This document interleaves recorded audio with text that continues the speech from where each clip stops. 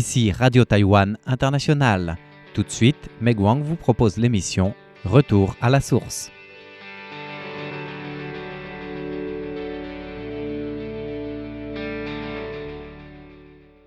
Bonjour à tous, aujourd'hui nous partons à l'une des plages les plus célèbres de Taïwan. Il s'agit de la plage Qixingtan qui peut être traduite par la plage aux 7 étoiles à Hualien dans l'est de Taïwan. Et nous allons rencontrer You Xinglun, secrétaire général de l'association pour le développement de la commune de Qixingtan qui agit pour trouver un équilibre entre le développement touristique et la protection environnementale. Qixingtan est une plage avec un nom poétique. Qixing veut dire littéralement 7 étoiles et ce nom vient d'un lac ici dont la forme faisait penser aux 7 principales étoiles de la Grande Ourse.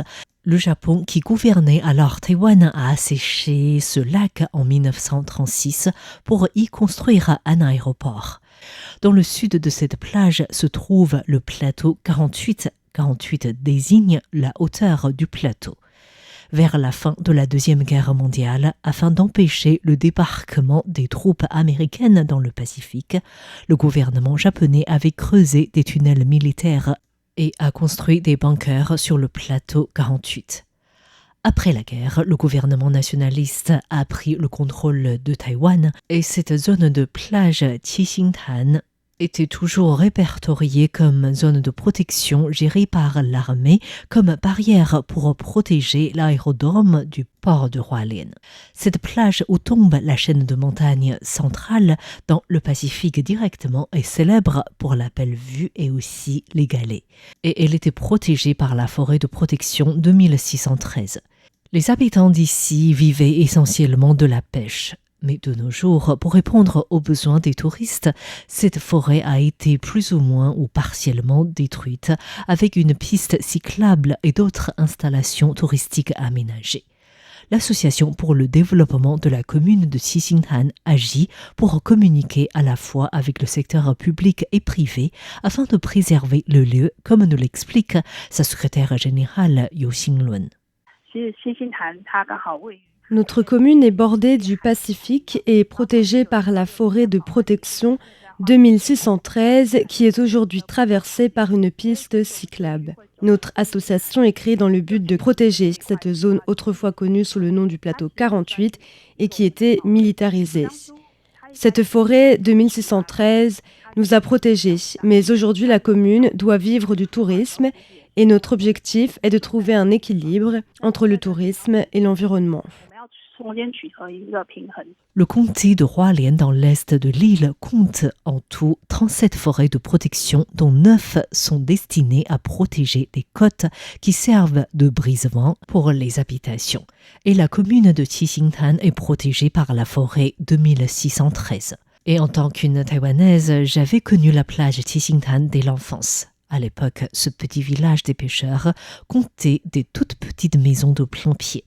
Mais aujourd'hui, de nombreuses maisons sont déjà disparues. Et cela change complètement le paysage d'ici.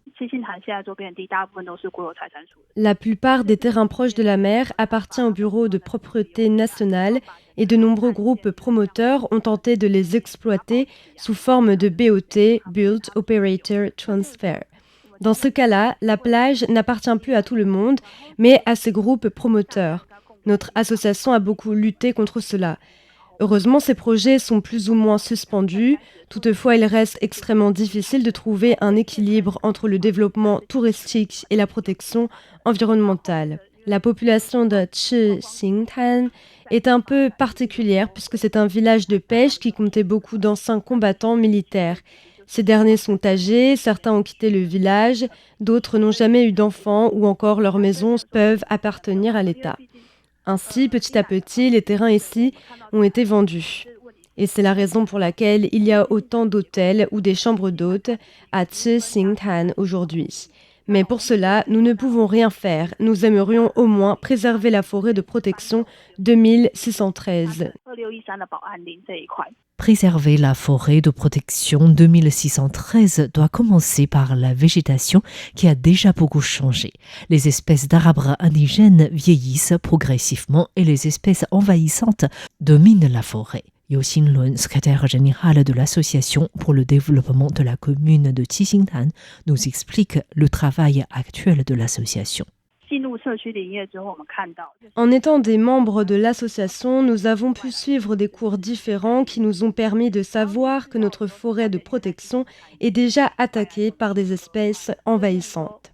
C'est notamment le cas de faux mimosa qui avait été introduit à Taïwan pour la fabrication du papier, avant que le pays ne se rende compte que c'était plus rapide d'acheter la plante que de la cultiver sur place. Et cette plante s'était largement répandue dans la forêt. Avant que l'électricité ne se généralise, la situation était encore sous contrôle puisque les familles coupaient ce petit arbre pour faire le feu ou pour nourrir leurs volailles. Mais aujourd'hui, le faux mimosa n'a plus de prédateurs. Avec sa croissance rapide, il monopolise certaines parties de la forêt. Il peut former des peuplements monospécifiques. Notre travail est d'enlever le faux mimosa en replantant des espèces locales. Le travail de l'association consiste donc à enlever le faux mimosa et à replanter d'autres arbustes appropriés pour la zone. Faute de participants suffisants, nous concentrons notre travail plutôt sur 2 parcelles de terrain dans la forêt. Nous avons constaté que sans intervention humaine, le faux mimosa repousse rapidement sur un terrain déjà nettoyé. Ainsi, actuellement, nous coupons le faux mimosa jusqu'à la racine et nous mettons du sel au sol pour éviter que ce petit arbre repousse. C'est plutôt efficace. Une fois le terrain nettoyé, nous replantons des pandanus au bord de mer. C'était une plante très répandue ici et pour les personnes plus âgées, cette plante avec ses épines a une valeur de protection. Cela explique notre choix de cette plante. Et nous avons une personne qui cultive cet arbuste et le plante régulièrement dans la forêt de protection. D'ailleurs, nous y plantons des veloutiers verts ou des takamaka qui ont été spécialement sélectionnés pour la zone. Cela enrichit la biodiversité de la forêt de protection. En plus des espèces de plantes, l'Association pour le développement de la commune de Qixingtan effectue également le travail d'observation de l'écologie et des ressources environnementales de la forêt. Des données sont collectées et enregistrées. L'association assure également des cours communautaires d'éducation écologique et environnementale pour faciliter la connaissance du public du travail forestier de la commune. Comme tout travail concernant une communauté, il est impossible d'agir seul. L'Association pour le développement de la commune de Qixingtan tente ainsi de travailler avec tous les acteurs possibles de la commune. Nous invitons des établissements scolaires de la région et des professionnels du tourisme à travailler avec nous pour préserver la forêt 2613 à travers des activités comme le nettoyage des plages. Nous proposons également des activités aux élèves en faisant des ateliers à partir des plantes locales. Nous ne pouvons pas empêcher des grands groupes immobiliers à s'implanter ici, mais ce que nous pouvons faire, c'est de les inviter à contribuer à la protection de l'environnement. Nous invitons également les touristes à mieux connaître l'importance de la préservation environnementale pour la zone. L'Association pour le développement de la commune de Qixingtan a été créée dès 1992 dans le but d'apporter des services aux habitants de la commune, d'assurer la sécurité de la zone et la préservation environnementale et culturelle de la zone malgré le vieillissement rapide de la population locale. Et en 2010, l'association a rejoint le programme de préservation des forêts de la Commission ministérielle de l'agriculture. L'association avait également beaucoup travaillé pour éviter le béton sur la plage en luttant notamment l'installation des brises-vagues sur la côte. Notre association a également agi pour lutter contre l'installation des brises-vagues. Les travaux avaient commencé par enlever les pierres, les sables, voire les coraux, initialement dans la zone, en détruisant ainsi la terrasse marine naturelle pour mettre des brises-vagues. Notre association avait agi pour éviter que la terrasse marine naturelle soit entièrement détruite. Jusqu'à aujourd'hui, ce travail se poursuit et nous faisons comprendre également les touristes l'intérêt des côtes naturelles pour éviter que la zone soit de plus en plus artificielle.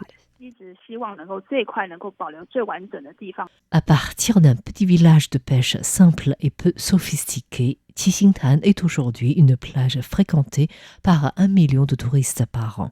De nombreux travaux restent ainsi à faire pour éviter que cette plage perd son charme de jadis et devienne une grande plage touristique sans identité qui ressemble à beaucoup de plages dans le monde. Merci à tous d'avoir suivi Retour à la source consacré aujourd'hui au travail de préservation de la forêt 2613 à la plage de Qixingtan. C'était Mei Guang pour RTI.